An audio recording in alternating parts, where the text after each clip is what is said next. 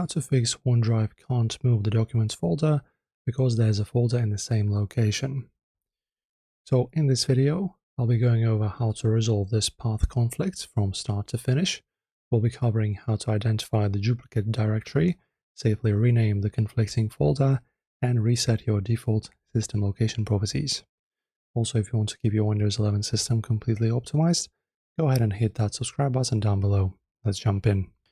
So this error happens because Windows is trying to redirect your personal documents folder to a destination path where a folder with the exact same name already exists.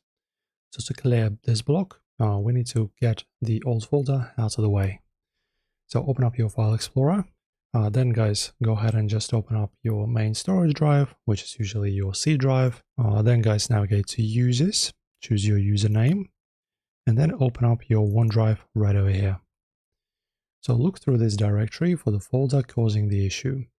In this case, your documents folder. Then when you find it, right click it, left click it once, press F2 on your keyboard. This will trigger the renaming functionality. And then, for example, you can rename it to documents _old, like this. There you go. And then moving or renaming this folder clears the physical path, so Windows can rebuild the link without crashing. And now that the destination path is completely clear, you can reset your system directory properties. So head back to your primary user folder where we were in here.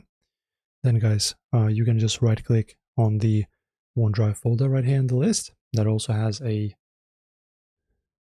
small document icon next to it. Then right click it, go to properties. Actually, my bad. The folder right here, these kind of documents, this folder, right click properties, then you go to location and then choose restore default. Press on this button, press apply and OK. And your system folders will be now completely unlinked from the duplicate paths and pointing to the right and correct local directory.